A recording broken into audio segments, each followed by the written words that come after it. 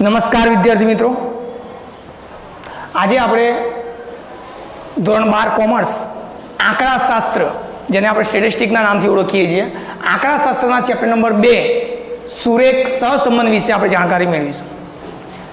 Chapter number 2 સુરેખ સહસંબંધ એ કુલ 12 ગુણનું chapter છે.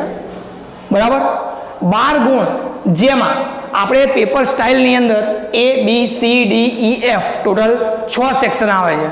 6 સેક્શનની અંદર A સેક્શન MCQ હોય છે, જેમાં 1 ગુણનો MCQ આવશે આ ચેપ્ટરમાંથી.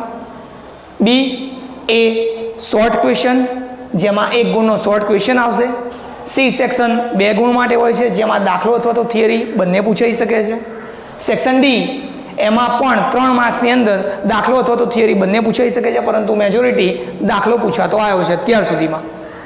સેક્શન Eમાં આ ચેપ્ટરમાંથી 1 પણ માર્ક્સનો પ્રશ્ન પૂછાશે નહીં, અને F સેક્શનમાં 5 ગુણનો એક દાખલો પૂછાશે. એમ કરીને કુલ 12 ગુણ આ ચેપ્ટરમાંથી પૂછાશે. રેડી? ચેપ્ટરનું જે પ્રમાણે ટાઇટલ છે એ પ્રમાણે સુરેખ સહસંબંધ, મતલબ સંબંધ વિશેની ચર્ચા આપણે આ ચેપ્ટરમાં કરવાની છે. ધોરણ 11ની અંદર તમે શીખી ગયા કે કોઈ પણ માહિતી એકત્રિત કરવી, તેનું વર્ગીકરણ કરવું, કોષ્ટક રચનાની અંદર એની રજૂઆત કરવી. પણ કોષ્ટક રચનાની રજૂઆત થઈ ગયા પછી એમની વચ્ચે શું સંબંધ છે એની જાણકારી આપણે આ ચેપ્ટરમાં જોવાની છે. ધોરણ 11ની અંદર આપણે માહિતી અલગ અલગ પ્રકારે, મતલબ એક ચલીય માહિતી, દ્વિચલીય માહિતી, મતલબ જેમાં 2 ચલ હોય, અને બહુધા એટલે કે બહુવિધ ચલ, જેમાં 2 કે તેથી વધારે પ્રકારના ચલ હોય છે, એ પ્રકારની માહિતી એકત્રિત કરતા શીખી ગયા છીએ.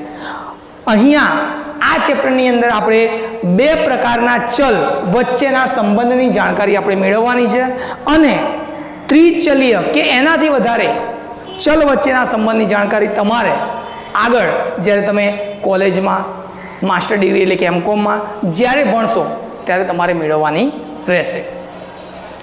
તો જે પ્રમાણે સુરેખ સહસંબંધ ચેપ્ટરનું જે પ્રમાણે ટાઇટલ છે એ પ્રમાણે સૌથી પહેલો ક્વેશ્ચન આપણો આવે છે સુરેખ સહસંબંધનો અર્થ અને તેની વ્યાખ્યા. સુરેખ સહસંબંધ એટલે 2 ચલ વચ્ચેનો સંબંધ જાણવા માટે 2 ચલોની કિંમતોમાં એક સાથે થતા ફેરફારો મુખ્યત્વે 2 પ્રકારે થઈ શકે છે. એટલે કે 2 ચલ વચ્ચે કોઈ સંબંધ છે એની જાણકારી તમે મેળવવા માટે 2 પ્રકારે ઓળખી શકો છો એને. જેમ કે નંબર 1, 2 ચલ વચ્ચે કાર્યકારણનો સંબંધ હોય. તમારા માટે કાર્યકારણનો સંબંધ શબ્દ નવો છે. તો કાર્યકારણ એટલે શું? સિમ્પલ એક ઉદાહરણ લઈએ આપણે, કે અનાજનું ઉત્પાદન જે વરસાદ ઉપર આધાર રાખે છે. તો આપણે અહીંયા 2 ચલ લઈએ, વરસાદ અને અનાજનું ઉત્પાદન. તો અહીંયા વરસાદ થવાના કારણે અનાજનું ઉત્પાદન થતું હોય છે. તો વરસાદ એ આપણું કારણ છે, જેના કારણે અનાજનું ઉત્પાદન થાય છે. તો અનાજનું ઉત્પાદન થવું એ આપણું કાર્ય છે. માટે 2 ચલ વચ્ચે કાર્યકારણનો સંબંધ હોવો જોઈએ. એક ચલની અસર બીજા ચલ ઉપર થતી હોવી જોઈએ. દાખલા તરીકે બીજું એક સિમ્પલ ઉદાહરણ આપું, જેનાથી તમને આ સંબંધ વિશેની જાણકારી વધારે મજબૂત થશે. દાખલા તરીકે ક્રૂડનું ઉત્પાદન અને ચપ્પલનો ભાવ, આ બંને વચ્ચે શું સંબંધ છે? ક્રૂડના ઉત્પાદનમાં વધારો થવો કે ઘટાડા થવાથી ચપ્પલના ભાવમાં કોઈ વધારો ઘટાડો થશે ખરો? ના. તો આ 2 ચલ કોઈ સંબંધથી જોડાયેલા નથી. બરાબર? તો પહેલું કે 2 ચલ વચ્ચે કાર્યકારણનો સંબંધ હોવો જોઈએ. એક કારણ તો બીજું કાર્ય હોવું જોઈએ. અને 2, કોઈ અન્ય કારણની અસરને લીધે, મતલબ બીજી કોઈ પણ અસરના લીધે બંને ચલોની કિંમતમાં ફેરફાર થતો હોવો જોઈએ. બરાબર? વધઘટ, એક ચલમાં વધ કે ઘટ થવાથી બીજા ચલની કિંમતમાં કે વધારો કે ઘટાડો થતો હોવો જોઈએ. તો આ 2 ચલના કારણે, એટલે આ 2 ફેરફારોના કારણે તમે એ ચલમાં, એ બંને ચલમાં કોઈ સંબંધ છે કે નહીં એની જાણકારી મેળવી શકો છો. બરાબર છે? આ એનો બેઝિક કોન્સેપ્ટ છે સુરેખ સહસંબંધનો અર્થ સમજવા માટે. ત્યારબાદ આપણો પહેલી જ વ્યાખ્યા ચેપ્ટરના ટાઇટલ પ્રમાણે, ચેપ્ટરનું ટાઇટલ છે સુરેખ સહસંબંધ. પણ પહેલાં તમે સહસંબંધ વિશે જાણકારી મેળવશો, ત્યારબાદ સુરેખ સહસંબંધ વિશે જાણકારી મેળવી શકશો. તો સૌથી પહેલી વ્યાખ્યા છે આપણી સહસંબંધ.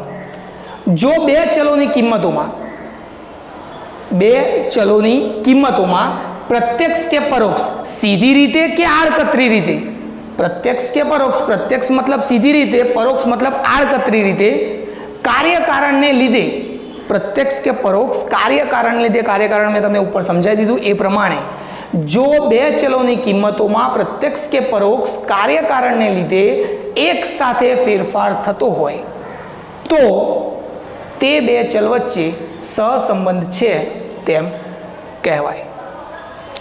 સિમ્પલ ઉદાહરણ આપણે આગળ જે લીધું એ પ્રમાણે વરસાદ અને અનાજનું ઉત્પાદન, વરસાદ સારો થશે તો અનાજનું ઉત્પાદન સારું થશે, બીજા વર્ષે વરસાદ માની લો કે 10% વધુ થાય છે તો અનાજનું ઉત્પાદન વધુ થશે.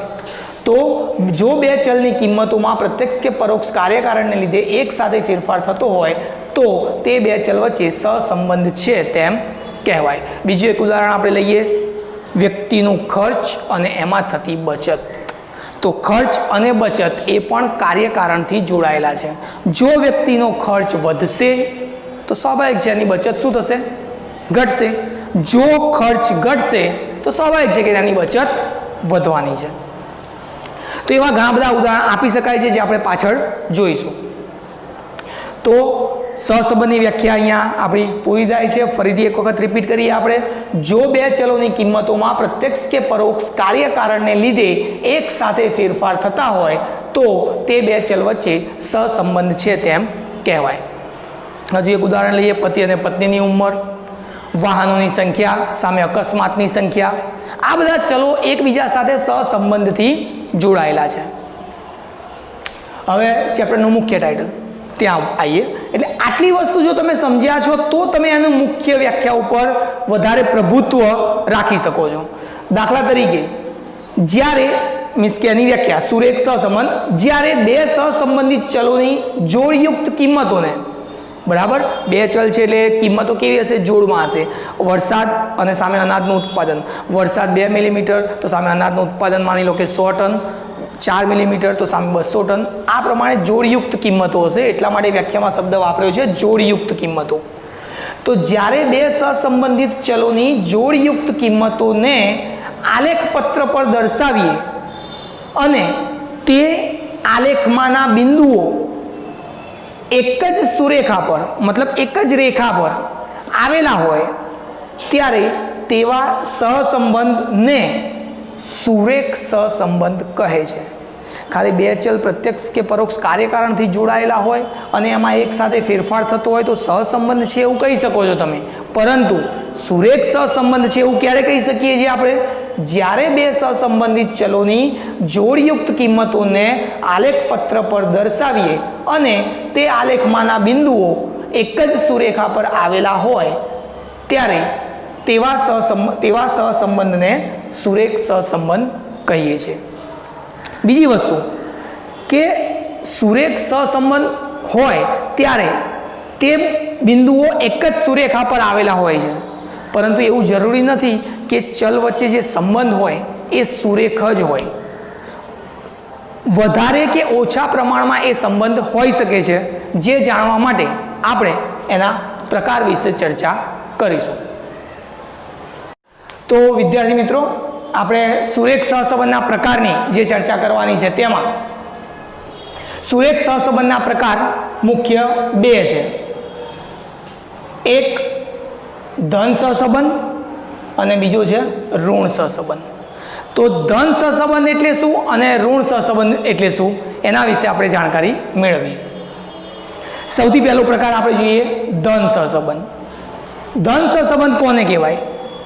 જ્યારે બંને સહસંબંધિત ચલો જેમના વચ્ચે સંબંધ છે એવા બે સહસંબંધિત ચલોની કિંમતોમાં થતા ફેરફારો એક જ દિશામાં થતા હોય. ફેરફાર જે થાય છે એ એક જ દિશામાં હોય. વધારો, દિશાનો મતલબ અહીંયા છે વધારો તો બંનેમાં વધારો, ઘટાડો તો બંનેમાં ઘટાડો, એને કહેવાય એક જ દિશા. તો જ્યારે બંને સહસંબંધિત ચલોની કિંમતોમાં થતા ફેરફારો એક જ દિશામાં થતા હોય ત્યારે તે બે ચલ વચ્ચે ધન સહસંબંધ છે તેમ કહેવાય. સમજવા માટે એક આપણે સિમ્પલ ઉદાહરણ લઈએ. પિતાની ઉંમર અને પુત્રની ઉંમર. પિતાની ઉંમર જ્યારે 30 વર્ષ છે ત્યારે તેના પુત્રની ઉંમર 5 વર્ષ છે. પિતાની ઉંમર જ્યારે 35 વર્ષ એટલે કે 5 વર્ષ વધારો થાય છે ત્યારે પુત્રની ઉંમરમાં પણ 5 વર્ષ વધીને 10 વર્ષ થાય છે. 40 વર્ષ પિતાની ઉંમર ત્યારે પુત્રની ઉંમર 15 વર્ષ.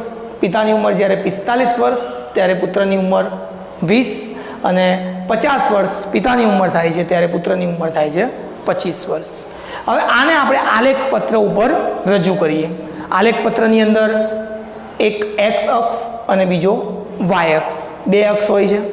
એક્સ અક્ષ ઉપર આપણે લઈશું પિતાની ઉંમર, એટલે પિતાને આપણે એક્સ ધારીએ છીએ, બરાબર. તો આ પિતાની ઉંમર છે. સ્કેલ પ્રમાણે જોવા જઈએ તો આપણે 50 વર્ષ સુધીની ઉંમર દર્શાવવાની છે, એટલે આપણે અહીંયા 30થી સ્કેલ સ્ટાર્ટ કરીએ છીએ.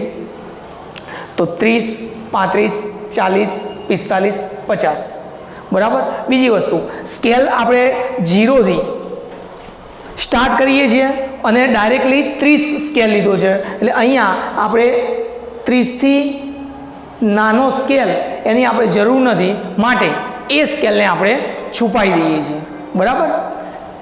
તો 30, 35, 40, 45 અને 50. જ્યારે વાય અક્ષ ઉપર આપણે પુત્રની ઉંમર લઈએ છીએ 5, 10, 15, 20, 25. હવે એની રજૂઆત કરીએ તો જ્યારે પિતાની ઉંમર 30 છે ત્યારે પુત્રની ઉંમર 5 છે, એટલે એક્સ અક્ષ ઉપર પિતાની ઉંમર 30 ત્યારે પુત્રની ઉંમર 5, એટલે એનો બિંદુ અહીંયા આવશે, બરાબર છે. એ જ રીતે પિતાની ઉંમર 35 ત્યારે પુત્રની ઉંમર 10 છે, તો પિતાની ઉંમર 35 ત્યારે પુત્રની ઉંમર 10 ત્યારે બીજું બિંદુ એ બંનેને જ્યાં છેદતું હોય ત્યાં આવશે. પિતાની ઉંમર જ્યારે 40 છે ત્યારે પુત્રની ઉંમર છે 15, એટલે 40 સામે 15 અહીંયા બિંદુ આવશે. પિતાની ઉંમર જ્યારે 45 છે ત્યારે પુત્રની ઉંમર 20 છે ત્યારે અહીંયા બિંદુ આવશે. અને પિતાની ઉંમર જ્યારે 50 છે ત્યારે પુત્રની ઉંમર છે 25 ત્યારે અહીંયા બિંદુ આવશે. જો આ બિંદુને જોડતી એક રેખા દોરું તો એક જ રેખા પર આ બધા જ બિંદુઓ જોઈન્ટ થાય છે. તો આ બંને ચલ વચ્ચે સુરેખ સહસંબંધ છે તેમ કહેવાય. અને કેવો સુરેખ સંબંધ છે? તો ધન. કેમ? તો જેમ જેમ પિતાની ઉંમરમાં વધારો થાય છે ત્યારે પુત્રની ઉંમરમાં પણ વધારો થાય છે. તો બે ચલ વચ્ચે એક જ દિશામાં ફેરફાર થતો હોય, બરાબર છે, ત્યારે તે બે ચલ વચ્ચે ધન સહસંબંધ છે તેમ કહેવાય. એના બીજા ઘણા બધા ઉદાહરણ છે. દાખલા તરીકે વસ્તુનો ભાવ અને તેનો પુરવઠો. જો કોઈ વસ્તુનો ભાવ વધશે તો સ્વાભાવિક છે કે એની માંગ ઘટવાની, અને માંગ ઘટશે તો તમારી પાસે પુરવઠો શું થશે? વધશે. મતલબ કિંમત, વસ્તુનો ભાવ વધવાથી પુરવઠો પણ શું થાય છે? વધે છે. આવક અને ખર્ચ, જેમ જેમ વ્યક્તિની આવક વધે છે તેમ તેમ તેનો ખર્ચ પણ વધે છે. પિતાની ઉંમર, પુત્રની ઉંમર જે ઉદાહરણ આપણે બાજુમાં લીધેલું છે, એટલે એને સમજાવવાની જરૂર નથી. વરસાદ અને અનાજનું ઉત્પાદન, એના વિશે પણ આપણે આગળ ચર્ચા કરી. વરસાદ જે પ્રમાણે વધુ થશે એ પ્રમાણે અનાજનું ઉત્પાદન પણ વધુ થશે. માર્ગ પર વાહનોની સંખ્યા અને અકસ્માતની સંખ્યા. સ્વાભાવિક છે કે વાહનો જેટલા વધુ હશે અકસ્માત એટલા જ વધુ થવાના છે, તો ત્યાં પણ ધન સહસંબંધ છે. તો આ બધા જ ઉદાહરણ ધન સહસંબંધના છે. એક્ઝામમાં કેટલીક વખત સવાલ પૂછાય છે કે ધન સહસંબંધના બે ઉદાહરણ આપો. આમાંથી કોઈ પણ બે ઉદાહરણ તમે આપી શકો છો. હવે બીજો પ્રકાર આપણો છે ઋણ સહસંબંધ. તો હવે આપણે ઋણ સહસંબંધ વિશે ચર્ચા કરીશું. હા, તો ઋણ સહસંબંધ. તો ઋણ સહસંબંધ એટલે જ્યારે બંને સહસંબંધિત ચલોની કિંમતોમાં થતા ફેરફારો એકબીજાથી વિરુદ્ધ દિશામાં થતા હોય. વિરુદ્ધ દિશાનો મતલબ એકમાં જો વધારો થતો હોય તો બીજામાં ઘટાડો થતો હોય, એકમાં જો ઘટાડો થતો હોય તો બીજામાં વધારો થતો હોવો જોઈએ. તો જ્યારે બંને સહસંબંધિત ચલોની કિંમતોમાં થતા ફેરફારો એકબીજાની વિરુદ્ધ દિશામાં થતા હોય ત્યારે તે બે ચલ વચ્ચે ઋણ સહસંબંધ છે તેમ કહેવાય. દાખલા તરીકે વસ્તુનો ભાવ અને માંગ. વસ્તુનો ભાવ જો વધશે તો વસ્તુની માંગ શું થશે? ઘટશે. વ્યક્તિનું ખર્ચ અને બચત. જો વ્યક્તિ ખર્ચ વધુ કરશે તો એની બચત ઓછી થશે. ખર્ચ ઓછો કરશે તો વ્યક્તિની બચત વધારે થશે. શિયાળામાં લઘુત્તમ તાપમાન અને ગરમ કપડાનું વેચાણ. શિયાળામાં તાપમાન એટલે કે ઠંડી, તાપમાન જેટલું ઘટશે બરાબર એટલું જ ગરમ કપડાનું વેચાણ શું થશે? વધશે. ઠંડી જેટલી ઘટશે એટલું જ ગરમ કપડાનું વેચાણ ઓછું થઈ જશે. બરાબર, એ તાપમાન એમાં વધ્યું કહેવાય. સ્થળની ઊંચાઈ અને હવામાં ઓક્સિજનનું પ્રમાણ. જેમ જેમ આપણે સ્થળથી ઊંચાઈ ઉપર જતા જઈએ એમ એમનું ઓક્સિજનનું પ્રમાણ શું થાય? ઘટતું જાય, મતલબ કે હવા પાતળી થતી જાય. બરાબર છે. તો આ જે બધા ઉદાહરણ એ ઋણ સહસંબંધના. તો એક્ઝામમાં સવાલ પૂછાય કે ઋણ સહસંબંધના કોઈ પણ 2 ઉદાહરણ આપો, તો આપણે આમાંથી કોઈ પણ 2 ઉદાહરણ તમે આપી શકો છો. બરાબર છે. તો પહેલો પ્રકાર હતો આપણો ધન સહસંબંધ, બરાબર, અને બીજો હતો ઋણ સહસંબંધ. તો એક્ઝામમાં સુરેખ સહસંબંધના પ્રકાર પૂછાય તો 2 પ્રકાર છે, ધન સહસંબંધ અને ઋણ સહસંબંધ. એની સ્પેસિફિક વ્યાખ્યા પૂછાય તો વ્યાખ્યા પણ આપણે એની ચર્ચા કરી લીધી. એના ઉદાહરણ પૂછાય તો ઉદાહરણની પણ આપણે ચર્ચા કરી છે. આ બધા સહસંબંધ જાણવા માટેના બધા અલગ અલગ પાથ એટલે કે રસ્તાઓ છે. પરંતુ જો તમારે સહસંબંધનું કોઈ ચોક્કસ માપ જાણવું હોય, દાખલા તરીકે ધોરણ 11ની અંદર તમે ભણી ગયા ચેપ્ટર વિષમતા વિશે, બરાબર, તો ત્યાં તમે વિષમતા અને વિષમતાંક બંને વિશે ચર્ચા જોયેલી. જેમાં વિષમતા એ 2 ચલ વચ્ચે કેટલી વિષમતા છે તે જાણી શકો છો, જ્યારે વિષમતાંક એ એનું એક ચોક્કસ માપ છે જે સાપેક્ષ માપ છે, જેની પાછળ કોઈ એકમ લખવામાં આવતો નથી, એકમથી મુક્ત માપ હતું. એ પ્રમાણે 2 ચલ વચ્ચેના સંબંધની જાણકારી મેળવ્યા બાદ હવે એના સહસંબંધાંક વિશે આપણે ચર્ચા કરીશું, જેને આપણે ચોક્કસ માપથી દર્શાવી શકીએ છીએ. એટલે સહસંબંધ એ 2 ચલ વચ્ચેના સંબંધની સ્પષ્ટતા કરે છે, પરંતુ ચોક્કસ માપ આપણને આપતું નથી. જો એનું ચોક્કસ માપ તમારે મેળવવું છે તો એ માપ તમે સહસંબંધાંક દ્વારા મેળવી શકો છો. તો હવે આપણે સહસંબંધાંક વિશે ચર્ચા કરીશું.